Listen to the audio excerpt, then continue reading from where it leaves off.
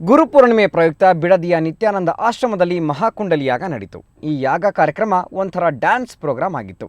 ನಿತ್ಯನ ಭಕ್ತರು ಕೂತಲ್ಲೇ ಡ್ಯಾನ್ಸ್ ಮಾಡ್ತಾ ಇದ್ರು. ಕಾರ್ಯಕ್ರಮದಲ್ಲಿ ನಟಿ ರಂಜಿತಾ ಕೂಡ ಹಾಜರಿದ್ರು. ರಂಜಿತಾ ಮೈಮರೆತು ಕೂತಲ್ಲೇ ಕುಣಿದ್ರು.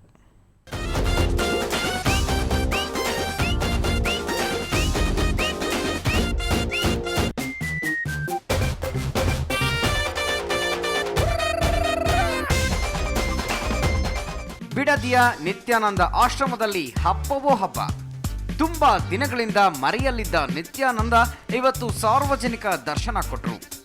ಗುರುಪೂರ್ಣಿಮೆ ಪ್ರಯುಕ್ತ ನಡೆದ ಮಹಾ ಕುಂಡಲಿಯಾಗ ಒಂಥರ ಡ್ಯಾನ್ಸ್ ಪ್ರೋಗ್ರಾಮ್ ಆಗಿತ್ತು.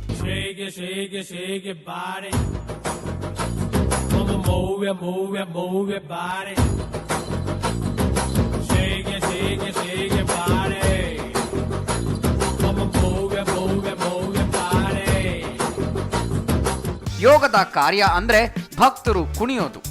ಒಂದರ್ಥದಲ್ಲಿ ಅದು ಹುಚ್ಚೆದ್ದು ಕುಣಿಯೋದು, ಅದು ಕುಳಿತಲ್ಲೇ.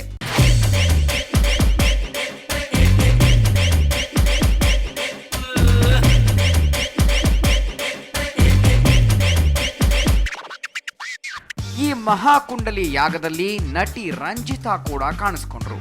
ರಂಜಿತಾ ಕೂಡ ಮೈ ಮರೆತು ಕುಣಿದ್ರು.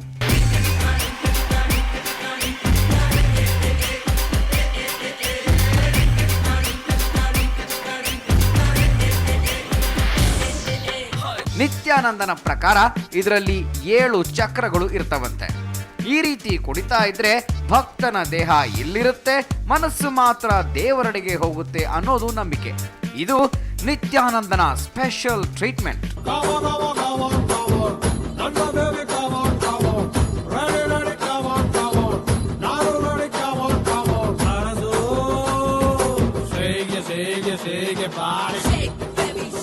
ನಂದಿನಿ ಜೊತೆ ಪ್ರಕಾಶ್, ಸುವರ್ಣ ನ್ಯೂಸ್ 24/7 ರಾಮನಗರ.